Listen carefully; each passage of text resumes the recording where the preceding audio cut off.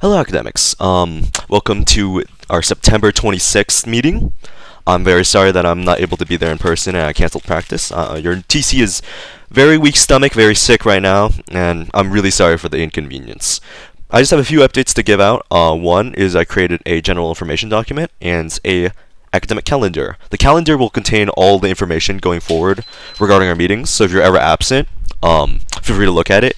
Like you see on the 26th, this is the Quizlets we're to study today, and I'm going to have the lecture on the atmosphere. I will be adding things in the near future, so like I'll have lesson plans for the next week. So if you're ever curious, like, hey, next week what are we doing? Next week we're going to be doing another meteorology lecture, and then we're going to do a Kahoot or something like along those lines. You can look at this too. Use this as like an organizational tool. Anyone's free to look at it. If you want, you can make a copy of it and add your own notes to it. Whatever you like to do. I'll be sending this out on the Discord and pinning it. Along with this, the general information doc will contain all the general information. It's really scant right now. I promise I'll add more stuff to it.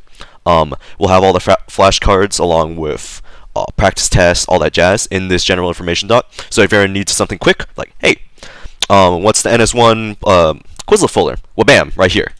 We also have a list of all the chapters we've gone through, so in case you're wondering what I need to know given at this point, here's a list. I hope that makes sense. If you have any questions, feel free to just DM me. Yeah, that's pretty much it. So without further ado, let's get started with today's meeting, or like the actual lesson. And that is the atmosphere and the terrestrial sphere. We're actually going to start with the terrestrial sphere. Terrestrial sphere is, if you remember during our naval terminology lesson, we talked about parallels, meridians, and great circles. And if I'm going to be completely honest, I did not do it justice because it's more complicated than I made it out to seem.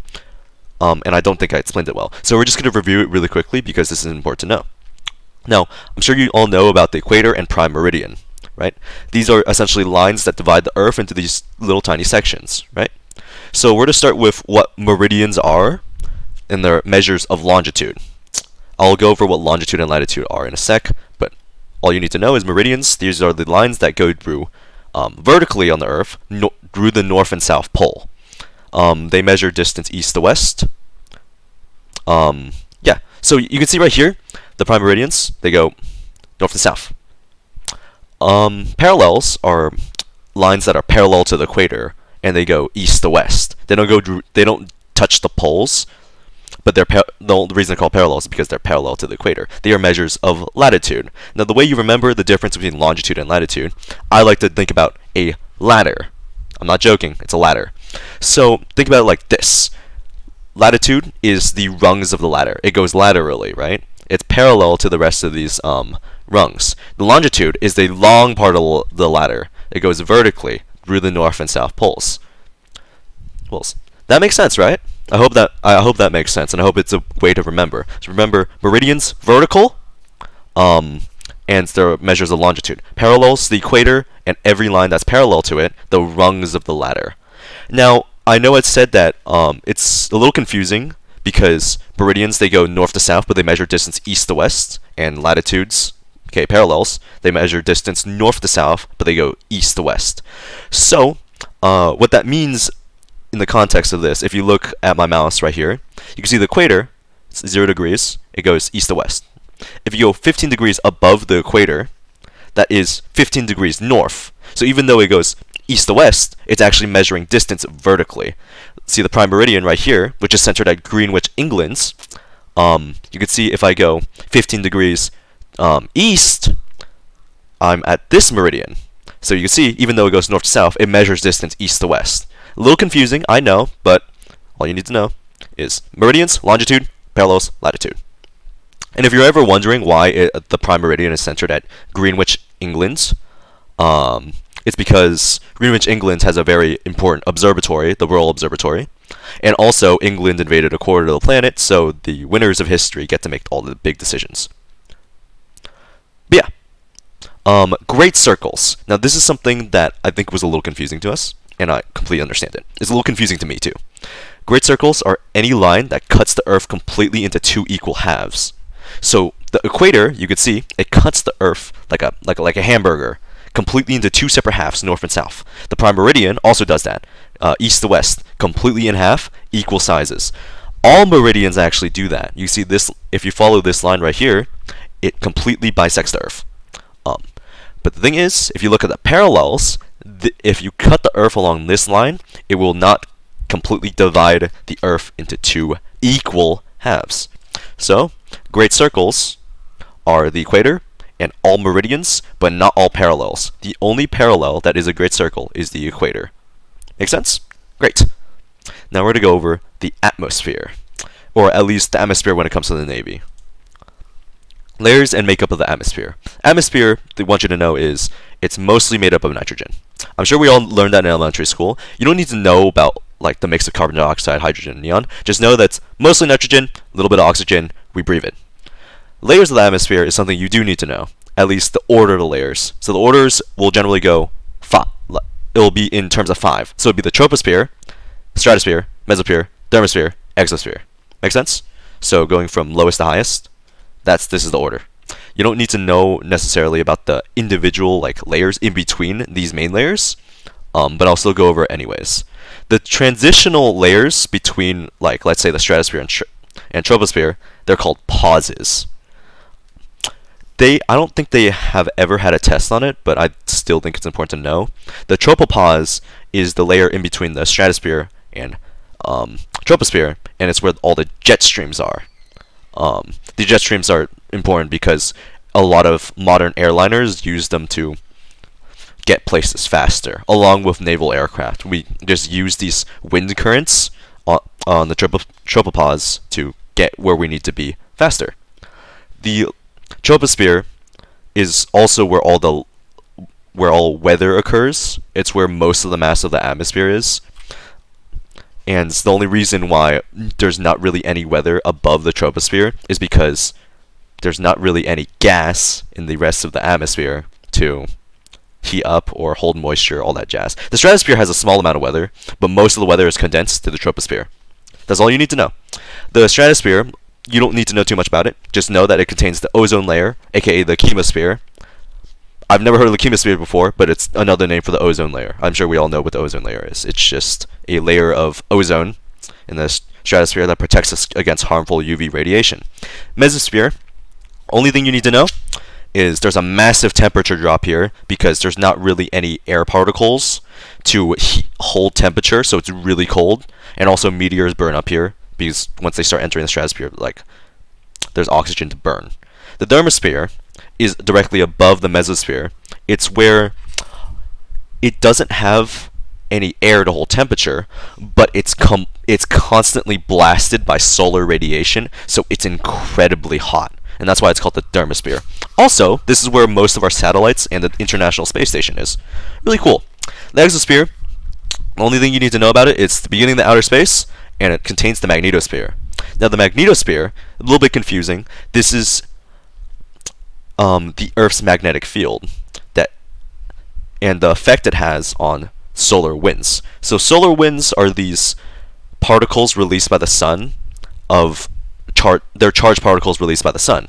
And when they come in contact with the magnetic field of Earth, they get blasted to the sides and they go around the Earth rather than directly into the Earth. This protects our atmosphere so it doesn't get blown away, and it also makes sure that none of us have cancer, because without the magnetosphere, we just get constantly blasted and we'd all basically get microwaved. It's really important. I don't think we've had a test on it yet, but I'm sure sometime in the next couple of competitions they'll have a question on the magnetosphere. Now, the additional important layers is the ozone layer. Of course, it's made up of ozone. It protects us against harmful UV radiation along with the magnetosphere. The ionosphere, it's in both the mesosphere and thermosphere. It's made up of electrons that were ripped off of oxygen molecules from UV radiation. And it's really cool because we can use the ions to reflect our radio waves. So if you look at this graph right here, we can just blast radio waves into the ionosphere and it will reflect back, and we can use it to send information great distances. It's what the Navy has been doing for many years using their radios. We also have the Van Allen radiation belts. All you need to know is that there's inner and outer radiation belt, and it's formed by the magnetosphere. As you can see, when I talked about the magnetosphere sending radiation across the sides of the Earth, this is basically what it does. This is the Earth's magnetic field interacting with solar radiation. Moving on, we're going to go to atmospheric pressure and weather. They talk a lot of BS in this section of the book. I condense it down to this. This is all you basically need to know regarding atmospheric pressure and weather. 1. Atmospheric pressure is measured by barometers. It's used by naval ships, and generally they use an aneroid, aka a dry barometer, aboard ships. It's this device that has mercury in it, and it just detects pressure. Now, why is pressure important? Well, pressure has different areas. So different areas of Earth have different pressures, depending on the temperature, moisture, yada yada. Pressure areas with rising pressure are called highs, and this is generally formed when air warms and it descends down onto the ground. And it's generally a good sign that there's going to be good weather, because this will inhibit cloud formation. Now, lows, this is formed by air rising and cooling in the upper atmosphere. This will condense water vapor into clouds, and it will generally be a sign of precipitation.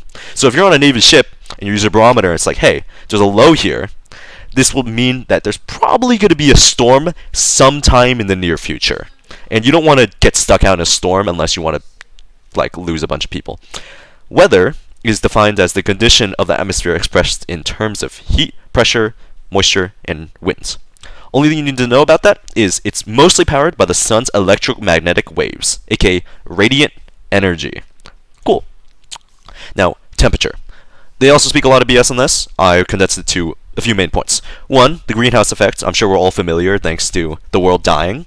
It's the trapping of heat in the atmosphere by the reflection of gases such as CO2 and methane. Navy does mention that increasing carbon footprints is leading to more and more global warming. True.